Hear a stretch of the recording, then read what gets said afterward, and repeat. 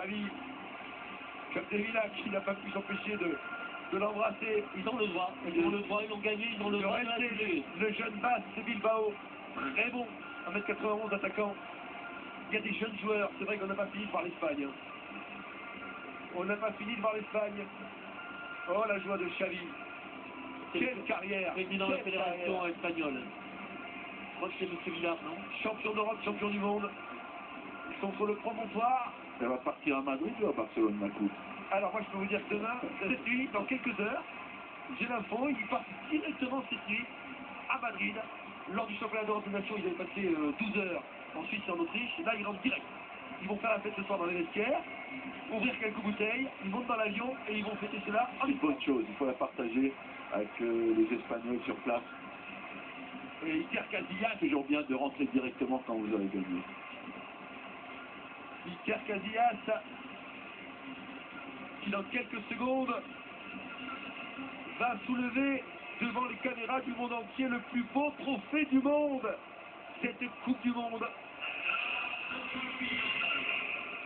Nelson Mandela, très fatigué, n'a pu rester pour cette remise. Mais c'est M. Jacob Zuma, le président de la République sud-africaine. Alors que tous les anciens présidents sud-africains de l'histoire récente sont là. On a vu Frédéric Leclerc, on en a vu plusieurs. M. Mbeki était là? Oui. Alors, regardez, j'adore ce moment où on attend. passez. Allez, Et il passez, faut y on aller. ne peut plus attendre maintenant. Venga, señor. Iker Casillas. L'Espagne championne du monde. L'Espagne championne du monde 2010. Avec un très grand gardien, une super génération de footballeurs. Champion d'Europe, champion du monde. Ils sont les maîtres de la planète football. Ici, à Soccer City, en Afrique du Sud.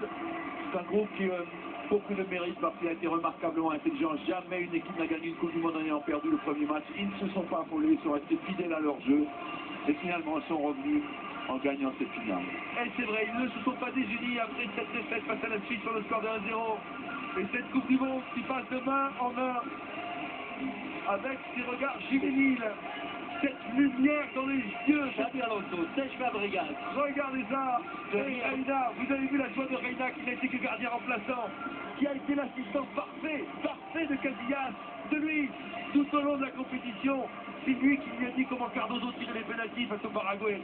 C'est un super groupe. C'est vraiment un super groupe. C'est lui qui a mis l'ambiance dans ce groupe-là.